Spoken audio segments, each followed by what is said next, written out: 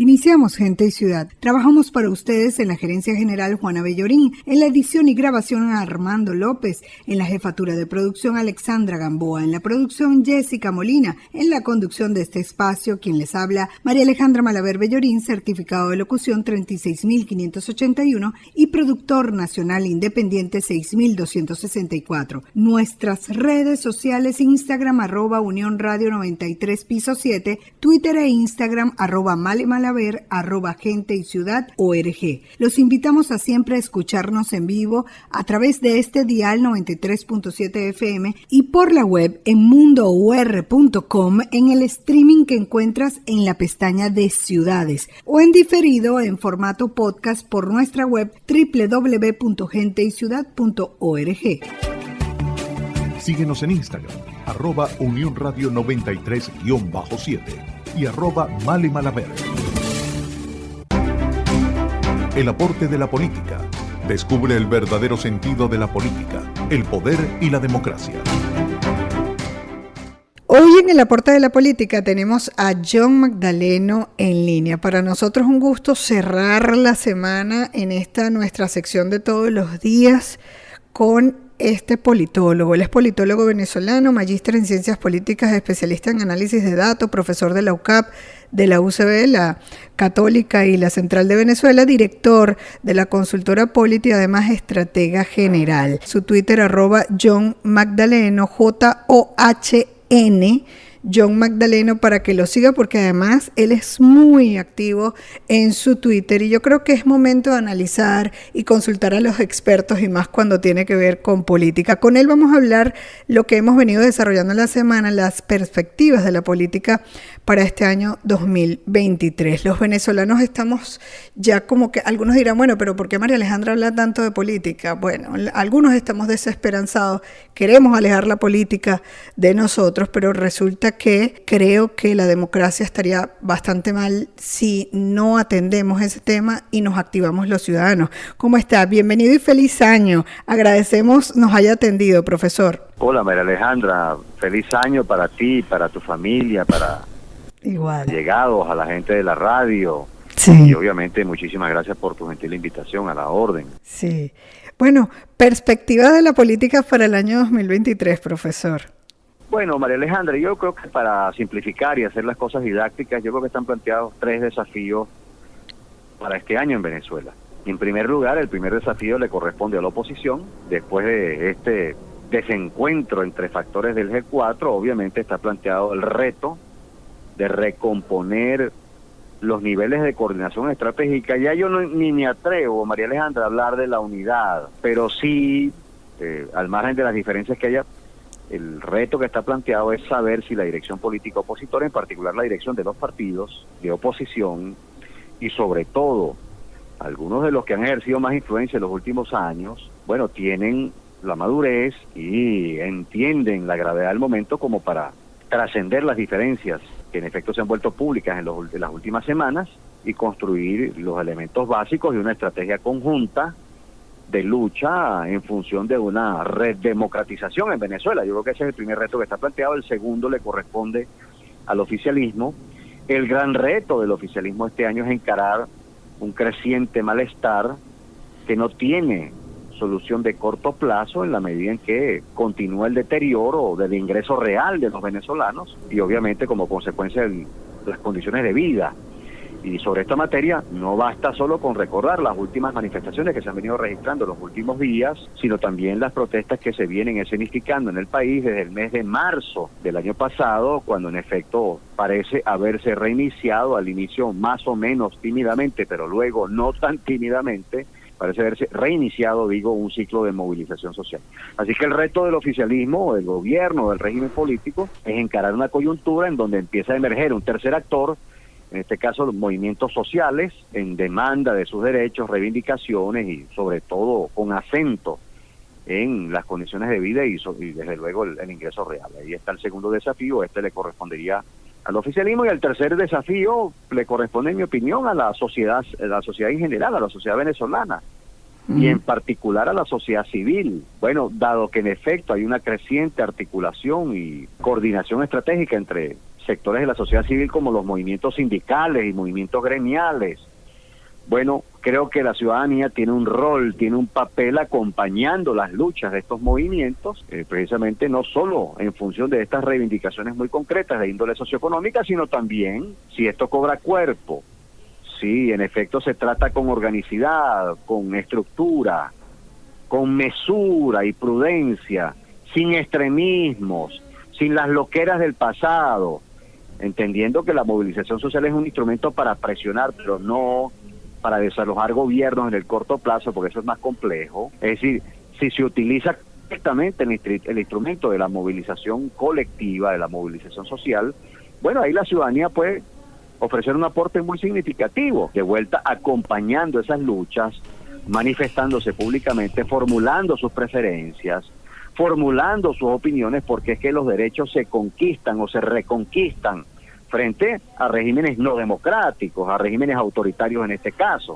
Sí. Entonces, ¿cómo se conquista eso? Bueno, elevando el costo de las violaciones de garantías, y eso requiere manifestaciones públicas de esas demandas, de esas solicitudes, de forma pacífica. No hay por qué pensar en otra estrategia, pero sí haciendo presencia masiva, activa, ciudadana. Así que para resumir el tercer desafío, María Alejandra, es la reactivación de la gente, la reactivación social de la gente, es decir, el activismo social y político. Ese es el tercer desafío. Claro, pero está especificando que debe haber una diferencia con las movilizaciones anteriores. ¿Qué diferencia debería haber? ¿Cómo organizarse la sociedad si ni siquiera lo que es el escenario político y los partidos políticos han logrado organizarse? María Alejandra, yo creo que hay tres rasgos en los que en efecto hay que obrar diferenciándose de las experiencias de movilizaciones del pasado. En concreto me refiero a las de 2014 y Exacto. 2017, en donde si somos objetivos y si somos serios y profesionales, hay que concluir que ciertamente fueron esfuerzos importantes que lograron el acompañamiento de sectores de la sociedad civil muy significativos, de la gente, pero que a la hora de examinar la dirección de esa protesta o de esas protestas ciertamente se verifican errores, y lo digo con todas sus letras, errores. Errores de diseño, errores de planificación, errores de ejecución. ¿Cómo no cometerlos ahora? Bueno, en primer lugar, María Alejandra, entendiendo bien qué es la lucha no violenta. La lucha no violenta es una estrategia, no es solo un conjunto de tácticas. Ese es el primer error estratégico que se comete, en mi opinión, en 2014 y en 2017. Y la lucha no violenta exige un compromiso muy serio, una disciplina muy férrea, con, en efecto, evitar las provocaciones, evitar el extremismo, evitar el radicalismo. La fuerza moral y política y obviamente social de la protesta no violenta radica precisamente en que cualquier intento de represión por parte de órganos de seguridad del Estado cuenta con una condena casi automática, precisamente por el carácter pacífico de las movilizaciones. Si por el contrario hay provocaciones a los cuerpos de seguridad del Estado, que no es lo que caracterizó la nota distintiva de todas las protestas en 2014 y 2017, pero sí algunos episodios, entonces obviamente eso echa por la borda el esfuerzo que está por detrás de la lucha no violenta. El segundo asunto muy importante es comprender la finalidad de los movimientos y de las movilizaciones frente a regímenes no democráticos, frente a regímenes autoritarios. Edificar una fuente de presión interna, no es tumbar gobiernos. Es decir, muy rara vez, y no lo digo con ánimo de sugerir nada, sino con ánimo descriptivo, con ánimo analítico, con ánimo científico incluso, desde una perspectiva comparada, después de haber examinado un montón de casos en el mundo. La verdad es que las protestas no permiten cambios de regímenes políticos, salvo escasísimas excepciones. Lo que sí permiten las protestas, y sobre todo ciclos más pronunciados, prolongados y más serios de movilización social, cuando hay estructura, cuando hay organización, cuando hay tejido social detrás, cuando hay movimientos sociales detrás de esto, lo que sí permiten es presionar y evidentemente elevar demandas, formular preferencias de los ciudadanos, de movimientos sociales, de sectores de la sociedad. Y eso obviamente permite ganar a mucha más gente para las causas y para las luchas que son objeto de las movilizaciones. Por eso insisto mucho, por estos días, ¿quién puede estar en desacuerdo con una mejora salarial de los trabajadores venezolanos. ¿Quién puede estar en desacuerdo con el reclamo de que tiene que haber una mejora de las condiciones de vida? Que no basta con la reactivación económica del país si no hay una mejora sustantiva del ingreso real de los venezolanos. Y para esto me parece que hay que obrar en una doble dirección. Combatir de una vez por todas la alta tasa de inflación que todavía perdura en Venezuela. Claro. Salimos de la hiperinflación, pero seguimos teniendo una alta tasa de inflación, y en efecto eso requiere un diseño de política económica serio, congruente, que en efecto estimule la inversión privada, ¿sí? Por otro lado,